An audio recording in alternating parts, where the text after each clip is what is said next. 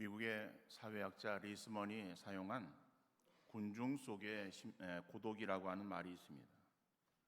이것은 대중사회 속에서 다른 사람들에게 둘러싸여 살아가면서도 내면의 고립감으로 번민하는 사람들의 사회적인 성격을 이르는 말입니다.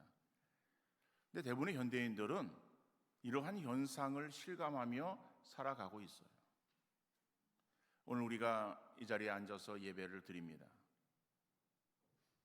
예배 드리는 이 자리에 나 혼자 예배 드리는 것이 아니라 여러 사람이 함께 예배를 드리고 있어요.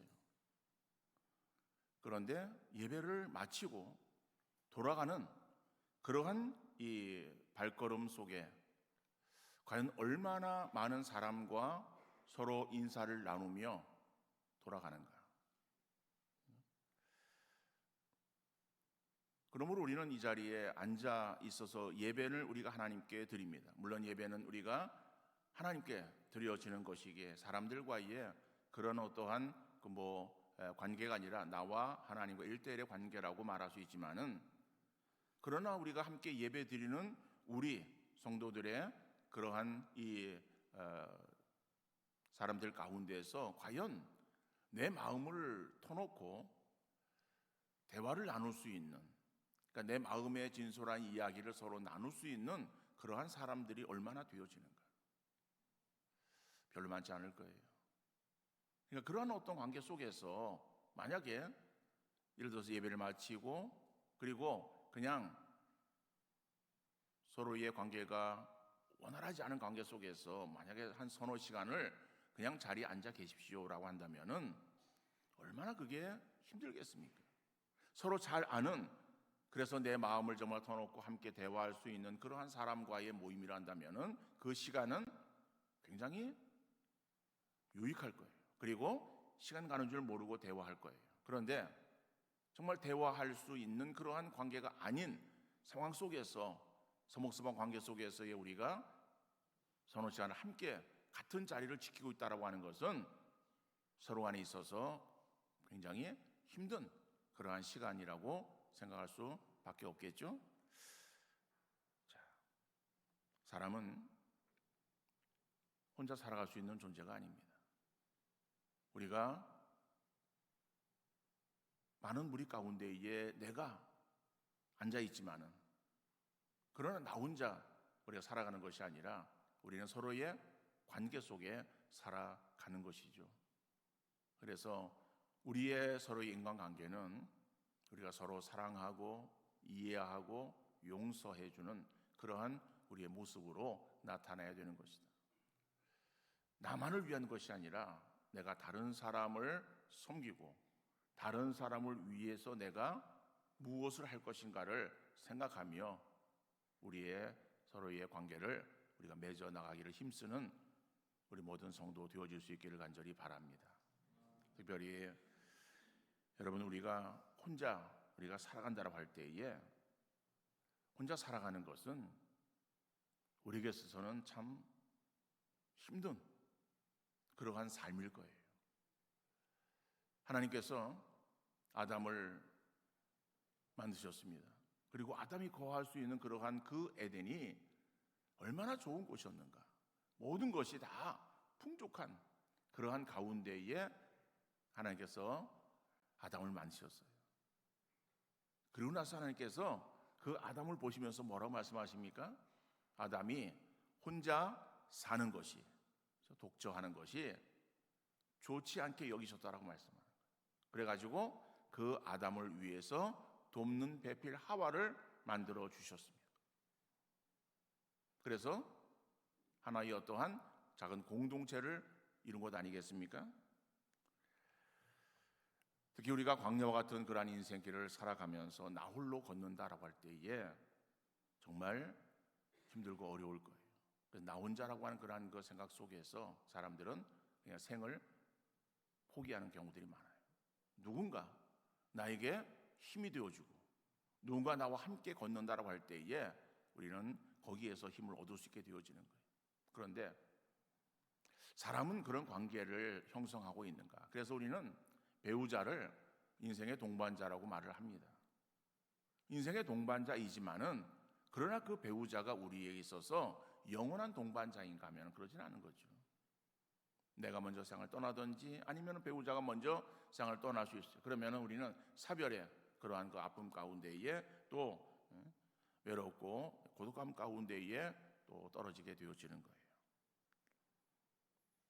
우리에게 있어서의 사람은 우리에게 진정한 영원한 동반자가 되지 못하지만은 우리에게 있어서 영원한 동반자 계십니다. 바로 그분은 우리 하나님이 되십니다.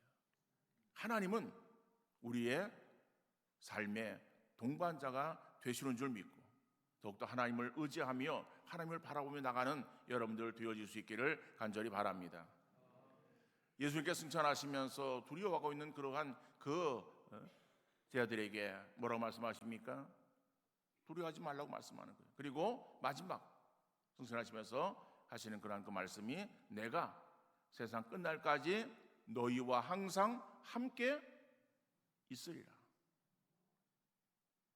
주님이 우리와 함께 영원토록 우리와 함께 하시겠다라고 말씀하는 거예요.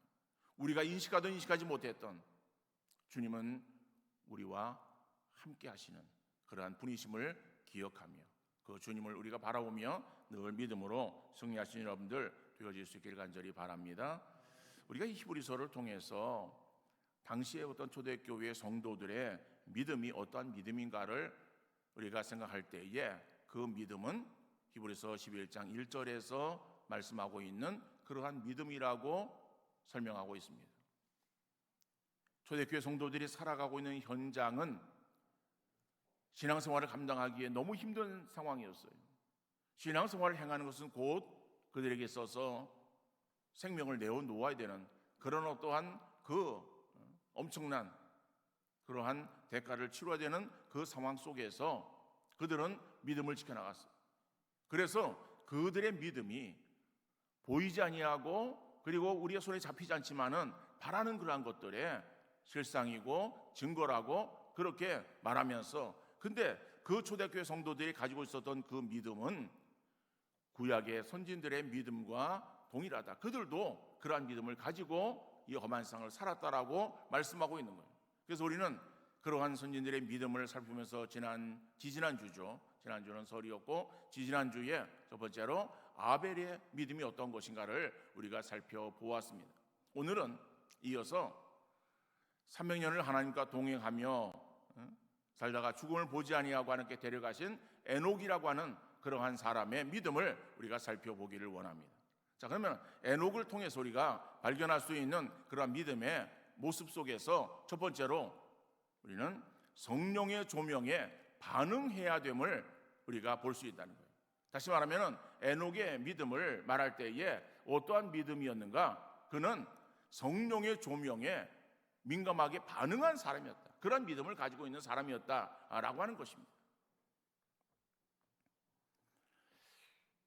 여러분, 우리가 살아가면서 우리가 하나님의 뜻을 우리가 밝히 알기를 원합니다. 그런데 사람의 경험이라든지 사람의 생각으로는 하나님의 뜻을 분별할 수가 없어요.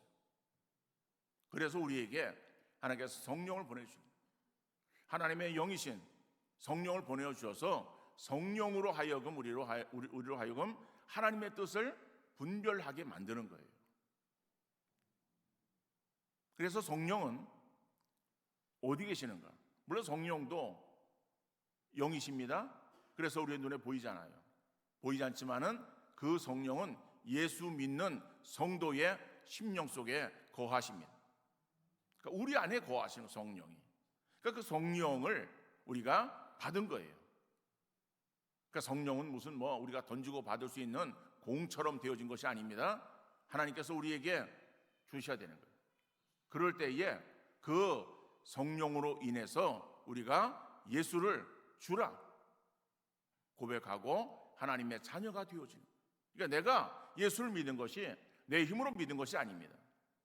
내가 잘나서 예수가 나를 위해 십자가상에서 피 흘려 죽어주신 것을 믿는 것이 아니라 내 안에 계시는 성령, 내 속에 계시는 성령이 나로 하여금 믿게 하시는, 그리고 내 안에 들어와 계신 성령은 나를 떠나지 아니하시고 내 안에 거하십니다. 그래서 우리는 그것을 내주하신다라고 말하는 거예요. 내 안에 거하신다. 근데 내 안에 거하시는 성령은 늘 우리에게 있어서 조명하시는 거예요. 비추시는 거예요.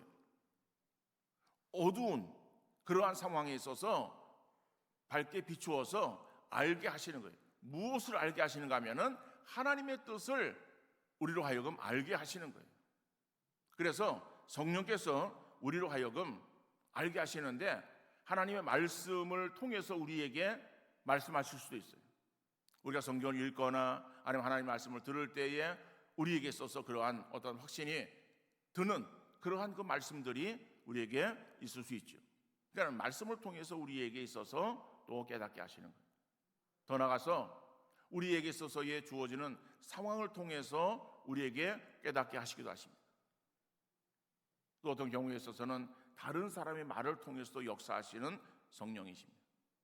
그래서 성령은 어떠한 한 가지의 그러한 방법이 아니라 여러 가지의 그러한 어떠한 길을 통해서 우리에게 말씀하시는 거예요. 그러니까 우리가 그 성령의 비추심, 성령의 조명에 우리가 늘 민감하게 반응해야 된다는 거예요. 성령이 우리가 말씀하시는 그러한 그 말씀에 대해서 우리가 반응해서 그렇구나 깨닫고 깨달은 그런 것들에 대해서 우리가 순종하는 그러한 우리의 믿음의 모습들이 드러나야 된다는 것이죠. 성령께서 자꾸 우리에게 말씀하시고 깨닫게 하시는데 불구하고 자꾸 거부하고 그것에 대해서 외면하는 그러한 그 삶을 살아가는 것은 하나님의 뜻을 이루어 드리는 것이 아니라 결국 뭐예요? 자기의 육신의 소욕에 치우쳐서 육신의 정욕대로 살아가는 그러한 그 삶이 되어줄 수밖에 없다는 거죠. 오늘 본문에 나오는 이 에녹이라고 하는 사람, 이 사람은 성령의 조명에 민감하게 반응한 사람이에요. 우리는 그 사실을 어떻게 알 수 있는가 하면은 창세기 5장 21절, 22절 말씀에 이렇게 나와 있습니다. 에녹은 65세에 무두셀라를 낳았고 무두셀라를 낳은 후 300년을 하나님과 동행하며 자녀들을 낳았으며 라고 말씀하는 거예요. 그러니까는 이 에녹이 65세에 아들을 낳습니다. 아들을 낳는데 하나님께서 그 아들의 이름을 이렇게 지으라고 말씀하시는 거예요. 무두셀라. 그러니까 무두셀라라고 하는 그러한 이름의 의미가 뭔가? 물론 성경학자들은 여러 가지의 이름들을 말하고 있습니다. 그 중에 하나가 무엇인가 하면은 죽으면 심판이 오리라라고 하는 거예요. 여러분, 무두셀라는 몇 살을 살았는가 하면은 969년을 살았어요. 엄청나죠? 학이나 두루미 다니는데 무슨 1000년을 사나? 예, 살았어요. 969년을 살았는데 그 969년을 살고 그리고 이 무두셀라가 죽었어요. 그러니까 969세에 죽었어요. 그런데 축구 국가대표팀의 내부 갈등 논란이 가라앉지 않고 있습니다. 온라인에선 멱살잡이가 있던 다음 날 이강인 선수를 찍은 영상이 뒤늦게 화제가 됐습니다. 물병놀이하는 3인방이란 제목의 이 영상, 카타르에서 손흥민 선수의 팬이 촬영한 겁니다. 이강인과 정우영, 서령우 선수가 물병을 세우는 놀이를 하면서 함께 노는 모습이 담겼는데요. 당시에는 귀엽다는 반응이 많았는데 주장 손흥민의 손가락이 탈구된 그 다음 날이란 사실에 긴장감이나 절박함이 안 보인다는 지적. 심판을 받았다라고 하는 거예요. 그러니까는 이 무두셀라라고 하는 그러한 그 이름이 그런 거예요. 죽으면 심판이 올려. 근데 이 에녹이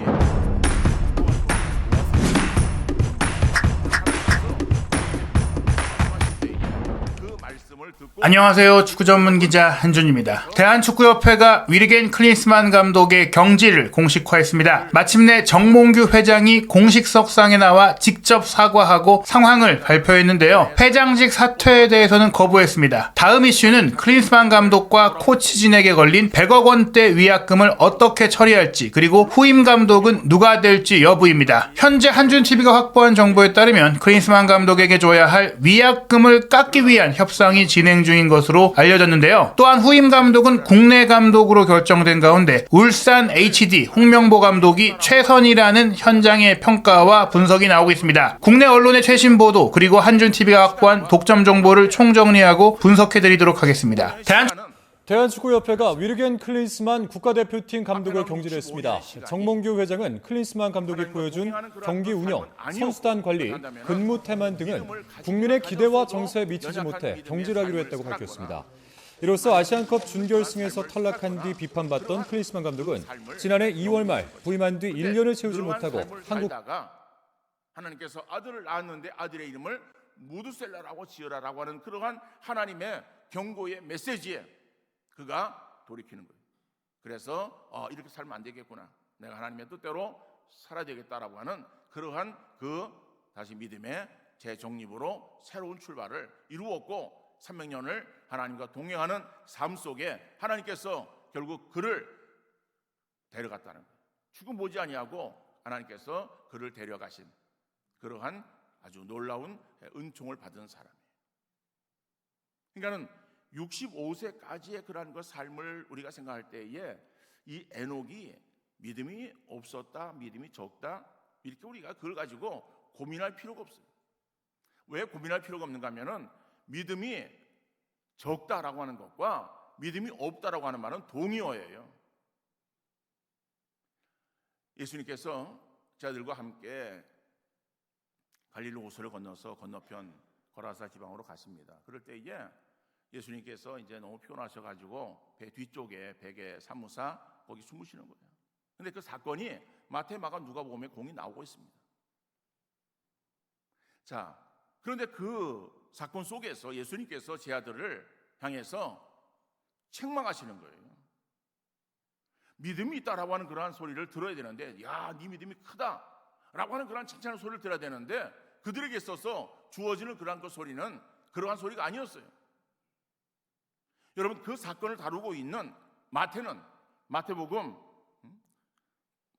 8장에서 26절에서 어찌하여 무서워하느냐, 믿음이 작은 자라고 말하는 거예요. 믿음이 작은 자라고 말합니다. 그런데 그 사건을 다루고 있는 마가복음에서 보니까는 마가는 4장 40절 말씀에 어찌하여 이렇게 무서워하느냐, 너희가 어찌 믿음이 없느냐라고. 동일한 사건을 다루고 있는 누가는 누가복음 8장 25절에서 너희 믿음이 어디 있느냐라고. 그러니까 믿음이 작다, 믿음이 없다, 믿음이 어디 있느냐라고 하는 것이 뭐예요? 다 동일한 동의어다, 같은 의미를 가지고 있는 단어다라고 하는 거예요. 우리가 여러분 믿음이라고 하는 것이요, 늘 우리가 항상 상승곡선을 그리는 거 아닙니다. 상승곡선을 그리다가 그 다음에 그 믿음이 하향 곡선을 그려요. 떨어지는 거예요. 근데 그 믿음이 떨어지는 그것은요, 뭐 점차적으로 떨어지는 거 아니에요. 우리의 믿음이 떨어지면은 곧바로 바닥을 치는 거예요. 그러니까는 바닥을 치는 그런 그 믿음이 없다, 믿음이 적다라고 하는 그러한 것에 함께 가는 말이다. 그러니까는 믿음이 적다라고 하는 그 말은 결국에는 뭐예요? 믿음이 없다라고 하는 그러한 말과 동의어다 생각하시고, 그래서 지금 나의 믿음이 어디 있는가를 돌아보는 여러분들 되어질 수 있기를 바랍니다. 여러분, 그저 내가 뭐 믿음이 있는데 내 믿음이 좀 적어, 여러분 믿음이 적다라고, 내 믿음이 있는데 그 믿음이 적다라고 자기 어떠한 자신을 그렇게 착각 속에 포장하지 마시기를 바랍니다. 믿음이 적은 것이 아니라 믿음이 없는 거예요. 적은 믿음은 믿음이 없는 거예요. 믿음이 없는 것은 뭐예요? 내 모습이 어떤 모습이에요? 세상 사람들의 모습이에요. 세상의 불신자의 모습이 바로 나에게서 반영되어지는 거예요. 그러니까 우리가 믿음이라고 하는 거, 여러분 그 믿음이 어떤 뭐 굴고 그린다, 우리가 그렇게 이해를 하고 그래서 지금은 나는 지금 믿음이 지금 떨어져 있어. 여러분 그래서 그거를 안일하게 생각하지 마시길 바랍니다. 그러한 믿음을 가지고 있는 그러한 경우에서 주님 보실 때에 그러한 사람을 어떻게 보시겠어요? 잘한다고 보시겠어요? 물론 적은 믿음 그러면은 우리는 뭘 또 떠올리는가 하면은 겨자씨 하나 할 만한 믿음 이렇게 생각할 수 있어요. 여러분 겨자씨 하나 할 만한 믿음은 그 적은 믿음이지만은 생명이 들어있는 믿음이에요. 겨자씨에 거기서의 포인트는요, 생명이 있다라고 하는 거예요. 생명이 있으면은요, 그것이 어떻게 됩니까? 싹을 틔우고 그 다음에 꽃을 피고 그 다음에 열매를 맺히면은 30배, 60배, 100배의 결실로 나타나는 거예요. 그런데 우리가 믿음이 떨어졌다고 하는 그런 그 믿음, 죽은 믿음은 아무짝에도 쓸모없는 믿음이에요. 이건 믿음이 없는 거예요. 여러분 요한계시록 3장 16절 말씀 보니까는요, 소아시아 지방 가운데 맨 마지막 그 교회를 말하고 있어요. 라오디게아 교회를 말하면서 내가 이같이 미지근하여 뜨겁지도 아니하고 차지도 아니하니 내 입에서 너를 토하여 내치리라.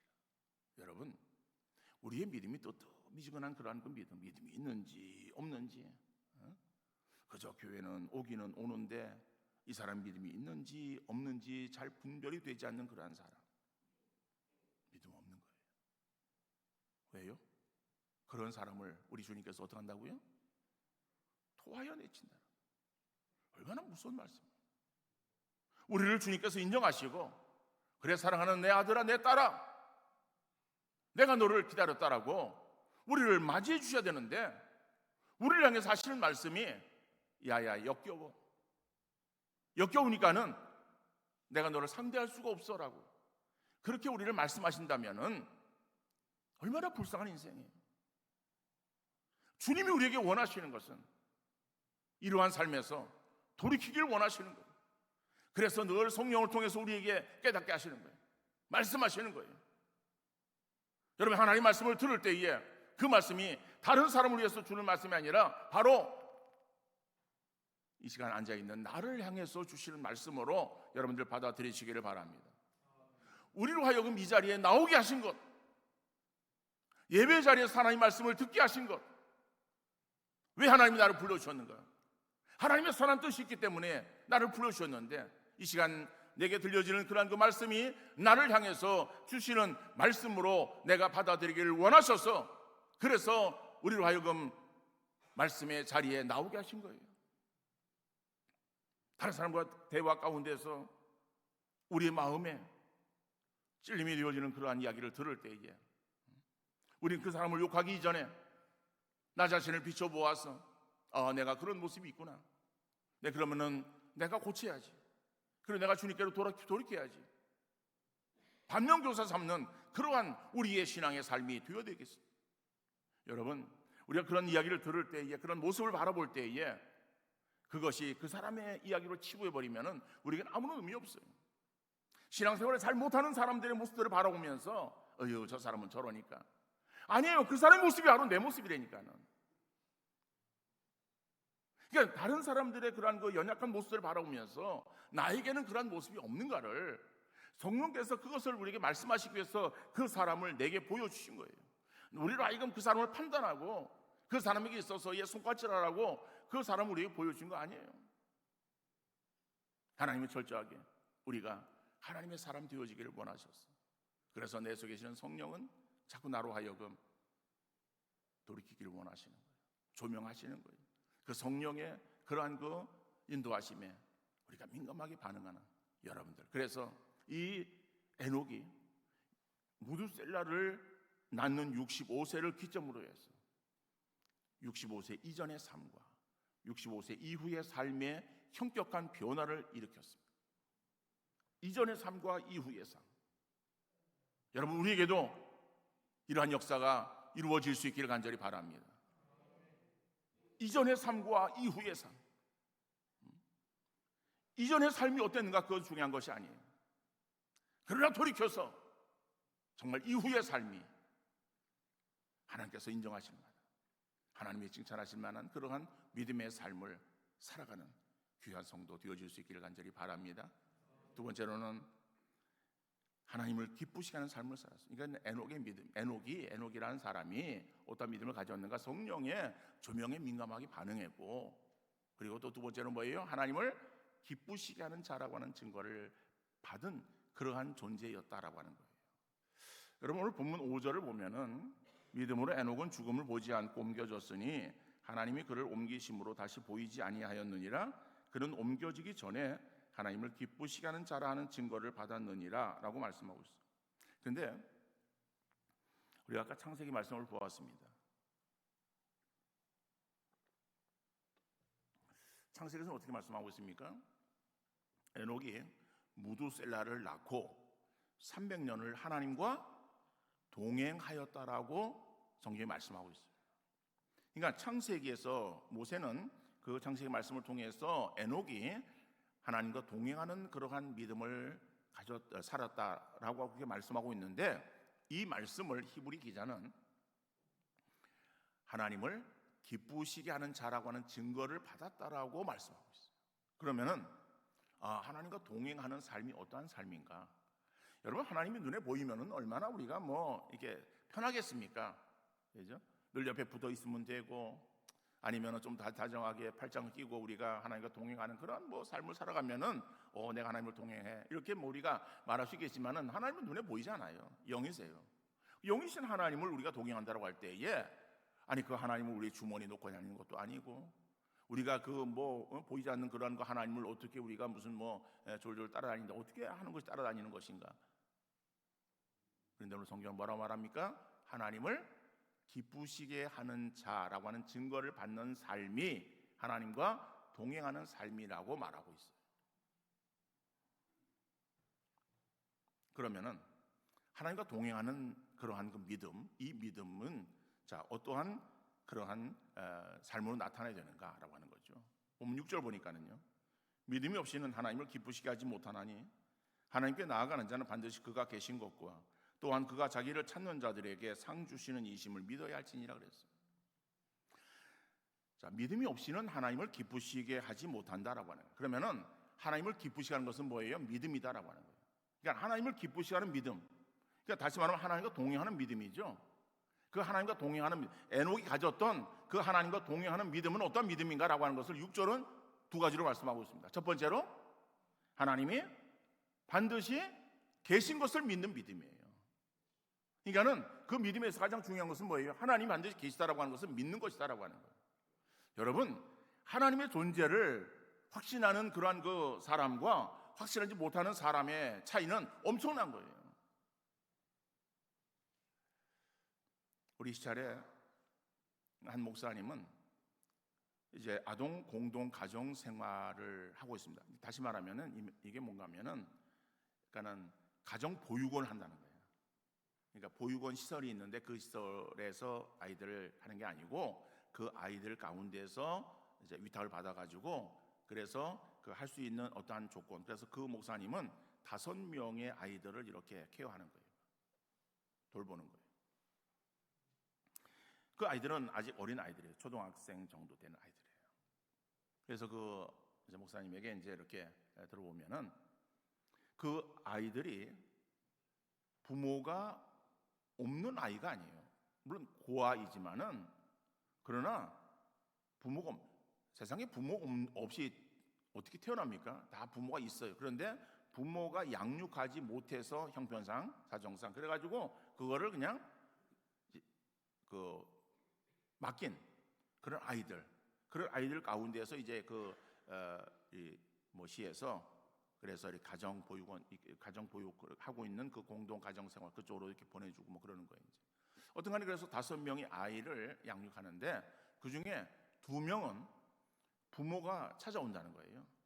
그러니까 언제 찾아오는가 하면은 이제 이렇게 명절 때, 그리고 애 생일 때라든지 이럴 때 이제 찾아오는 거예요. 와가지고서 이제 면회도 하고, 그리고 아이를 자기 집에 데려가서 이제 하룻밤을 같이 지내고 들어오기도 하고, 아니면 와서 거기에서 이제 면회를 하기도 하고. 그런데 이제 그 부모가 찾아오는 그 아이들에게 있어서는 집에 들어갔다가 이제 오면서 아이들에게 장난감이라든지 아이들에게 있어서의 그런 어떠한 그 필요한 것들, 이런 것들을 사서 이제 들려보내는 거예요. 그러면 아이는 그 자기 부모에게서 받은 거, 이걸 가지고서 흐뭇해하는 거예요. 근데 아이들이 다 눈치가 있어가지고 그렇게 막 내색하고 그냥 그러지는 않는다는 거예요. 근데 혼자서 이렇게 했으면서 굉장히 아주 이렇게 흐뭇해하는 그러한 모습을 볼 수 있는데, 한편으로 그 3명의 아이들은 이게 때가 돼도 부모가 안 찾아오는 거예요. 그러니까 안 찾아오니까는 아이들이 그런다는 거예요. 이제 그 목사님하고 사모님에 대해서 아빠, 엄마라고 이제 이렇게 부르면서, 아빠 왜 우리 엄마는 안 와? 라고 이제 얘기를 한다는 거예요. 풀이 죽어가지고. 그럴 때 목사님이 이제 이렇게 뭐 이야기도 해주고 뭐 이렇게 하는데 굉장히 치근하다. 여러분, 동일한 그런 아이들인데 부모가 있어서 부모를 만나고 와서 내 부모가 있어서 우리 엄마가 이걸 사줬어 라고 그렇게 생각하는 그런 그 아이는 어때요? 잠시라도 흐뭇해하는 거예요. 즐거워하는 거예요. 그런데 왜 우리 엄마는 안 오지? 왜 우리 아빠는 안 오지? 엄마 아빠가 자기에게 오지 않는, 없는 그러한 그 아이들, 이 아이들은 뭐예요? 풀이 죽어 있는 거예요. 그러니까 우리가 뭐 너무 잘 알지 않습니까? 지금은 근데 이 공동 그 보육 그 기관에서 시설들 잘 해놨어요. 뭐 지원도 나오고 그래가지고 시설들 잘 해놓고 아이들께 주는 음식들도 다 그래도 잘 이렇게 아이들에게 써서 공급해 줍니다. 그러니까는 아주 정말 어떻게 보면은 그 좀 가난한 그런 집에서의 그 아이들이 받는 그런 것보다 그런 그 보육원에서 받는 것은 더 나을 수도 있어요. 그러나 우리가 사람이 사랑으로 살아가는 것이지 밥으로 살아가는 존재들입니까? 사랑으로 살아가는 부모 밑에서 그 생활하는 그런 아이들은요, 활기가 있어요. 맨날 고기 반찬 못 먹어도 힘이 있어요. 활기가 있어요. 그런데 보육소를 자라는 그런 아이들은 그들이 아무리 고기 반찬을 먹어도 수심이 가득한 거예요. 우리의 신앙생활도 마찬가지예요.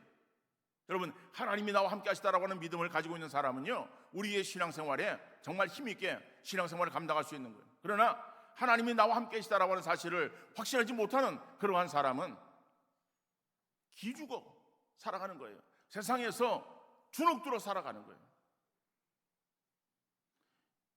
모세가 12명의 정탐꾼을 가나안 땅에 들어보냅니다. 그들이 40일을 정탐하고 돌아와서 보고합니다.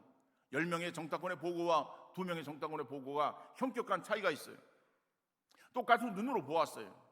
10명의 정탐꾼은 그 땅은 비옥한 땅입니다. 그런데 우리가 들어갈 수 없습니다. 왜냐하면 거기에는 장대한 족속이 살고 있기 때문에 그렇습니다.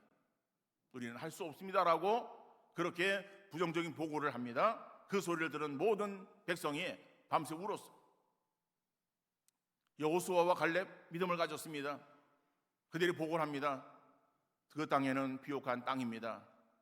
물론 그 땅에 거대한 아낙 자손이 살고 있습니다. 우리가 그들을 대항하기는 어렵습니다. 거기에 그치는 것이 아닙니다. 그러나 우리는 그들을 등이 이길 수 있습니다. 왜냐하면 우리에게는 보호자가 계시고 저들에게는 보호자가 계시지 않기 때문에 그렇습니다.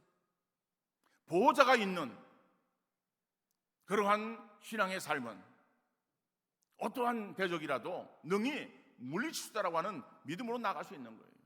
왜요? 하나님이 도우시기 때문에, 하나님이 일하시기 때문에. 그래서 바울은 내게 능력 주시는 자 안에서 내가 모든 것을 할 수 있느니라 고백했던 거예요. 바울의 능력이 커서 그런 것이 아니에요. 바울이 잘나서 그런 것이 아닙니다. 바울도 연약한 인간에 불과했지만은 그러나 바울은 절대적으로 신뢰했던 것이 자기와 함께 하시는 주님이에요. 주님이 나와 함께 하신다라고 하는 그 믿음 가운데에 배짱으로 나가는 거예요. 배짱으로. 그런데 그 배짱은 똥배짱이에요? 아니에요. 바울이 가졌던 배짱은요, 정말 든든한 배짱이에요. 확고한 배짱. 왜? 하나님의 그런 그 백그라운드를 가지고서 나갔던 그러한 그 바울. 그래서 자기는 그 하나님의 능력 안에서 모든 것을 할 수 있다라고 그렇게 고백했던 것입니다. 여러분, 우리의 삶 속에 있어서 하나님이 나와 함께 계시다라고 하는 이 사실을 확신하는 믿음으로 살아가는 여러분들 되어질 수 있기를 간절히 바랍니다. 우리가 기도할 때에 하나님, 나와 함께 하시는 하나님의 증거를 내게 보여주옵소서. 하나님, 내게 있어서의 믿음을 주시되 하나님이 나와 함께 하시고 하나님이 살아계신 그 하나님에 대해서 내가 믿을 수 있는 그러한 믿음을 허락해 주옵소서라고 기도하는 여러분들 되어질 수 있길 바랍니다. 우리 믿음 속에 가장 중요한 것이 바로 그거예요. 더 나아가서 두 번째로는 하나님이 자기를 찾는 자들에게 상 주시는 이심을 믿어야 된다라고 하는 거예요. 하나님의 상급을 바라보는 소망이사됨을 말하고 있습니다. 믿을 수 있는 선수가 그러한 믿음을 허락해 주옵소라고 기도하는 여러분들 되어줄 수 있길 바랍니다. 우리 믿음 속에 가장 중요한 것이 바로 그거예요. 그래서 대표 선수가 되어지면은, 더 나아가서 두 번째로는, 그러면은 또 속된 표현으로 죽기 살기로 뛰는 거예요. 왜 그렇습니까? 그렇게 되어지면은 자기에게 영광이 주어지기 때문에 그런 거예요. 예를 들어서 뭐 축구나 야구 같은 그러한 경기들을 볼 때에, 그래서 이 국제 대회에서 우승을 하면은, 그러면은 어떠한 상이 주어지는가 하면, 젊은 선수들에게 있어서는 병역 면제가 주어지는 거예요. 병력이 그들에 있어서의 큰 어떠한 나가는데 걸림돌이 되어져요. 외국 진출할 때에, 그럴 때에 가서 해야 되는데 병력 때문에 돌아와서 병력을 그 기간을 의무를 감당해야 된다라고 한다면은 돌아와서 다시 나갈 수 있는 보장도 없고, 뭐 여러 가지 그런 것들이 있어요. 그러니까는 어떤 그런 어떠한 자기에게 있어서의 주어지는 그런 어떤 상이 있어요. 그리고 또 어떤 대회 나가서 잘했을 때 주어지는 상급이 있고, 그러므로 인해서 그래서 외국 팀에 뽑혀서 거기에서 뛸 수도 있고, 그러면은 뭐 이 받는 돈이 엄청납니다. 우리가 상상할 수 없는 그런 돈이에요. 그래서 우리나라 축구 선수에도 보면은 뭐 그죠? 손흥민, 김민재, 이강인, 황희찬, 뭐 이런 어떤 그 선수들이 그런 그 무대에서 뛰고, 그래서 그보다 더 좋은 팀에 이렇게 해서 옮겨 다니고 그런 거예요. 근데 그들이 받는 그런 그 돈들은 뭐 우리의 상상을 초월하는 그런 돈들이에요.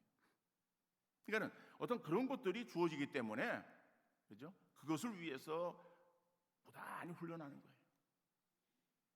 우리의 신앙에 있어서도 우리가 가져야 될 그런 그 신앙의 자세가 어떤 자세인가 하면은, 우리가 하나님 앞에 내가 설 것이다, 서게 되어지면은 하나님께서 내게 상급을 주신다라고 하는 그런 사실을 확신하는 그러한 믿음이 우리 가운데 넘칠 수 있기를 바랍니다. 하나님 우리에게 상을 주시는 거예요.